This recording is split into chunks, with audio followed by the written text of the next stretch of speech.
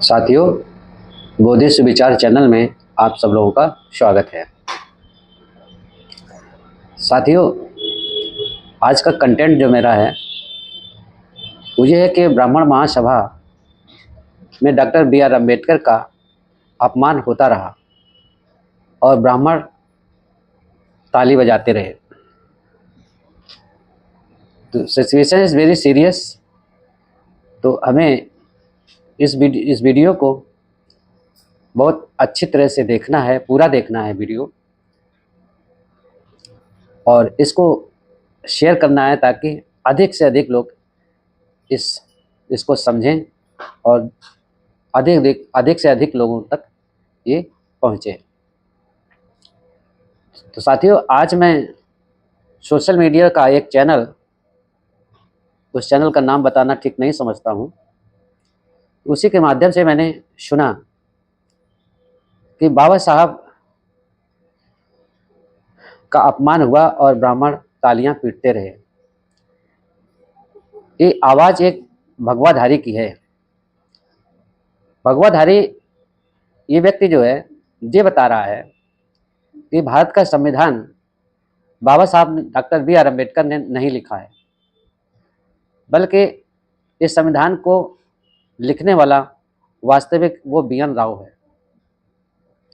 मैं इस भगवाधारी से पूछना चाहता हूँ कि जो भगवा वस्त्र पहने हो ये आपका नहीं है, ये बौद्ध भिक्षुओं का है। आप भगवा वस्त्र पहन करके समाज में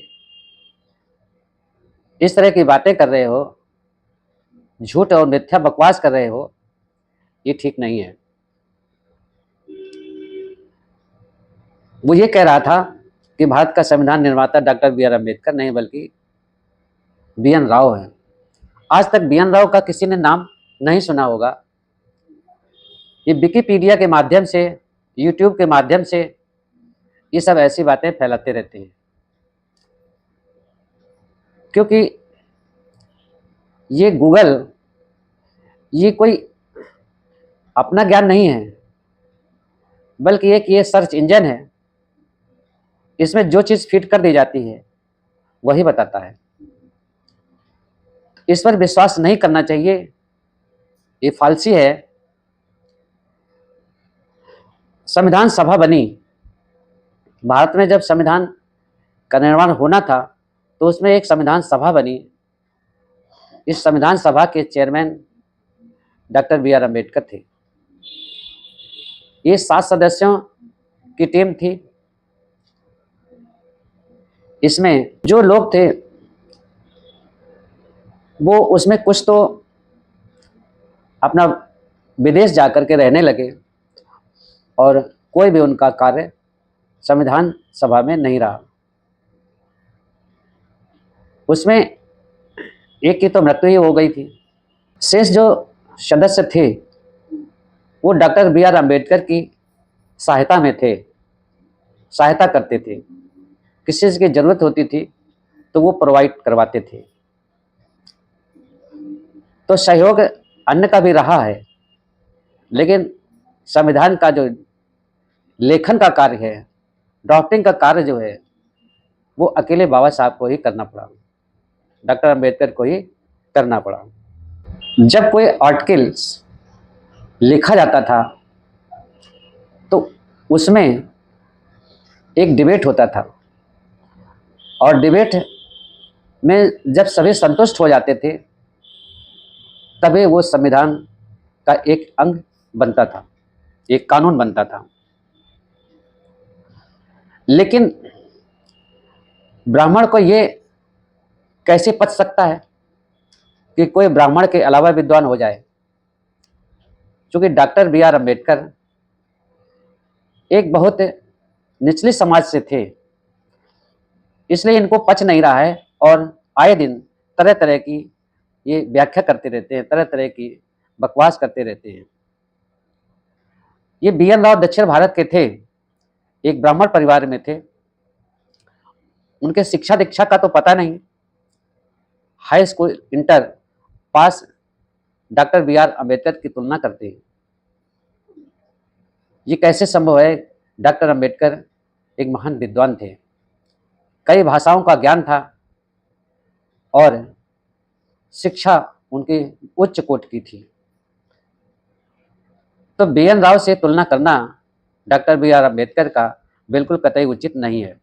अंग्रेजों ने क्यों कहा था कि संविधान सभा में डॉक्टर बी.आर. अम्बेडकर का होना आवश्यक है? क्योंकि डॉक्टर अम्बेडकर सबसे अधिक विद्वान थे।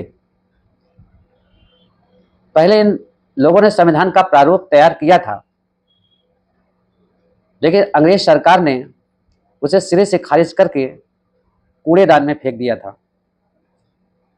क्योंकि उस जो प्रारूप बनाया गया था पहले,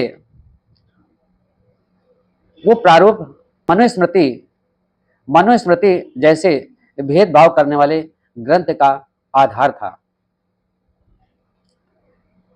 भारतीय संविधान का प्रारूप डॉक्टर बी.आर. अम्बेडकर ने बनाया, उसकी प्रस्तावना लिखी।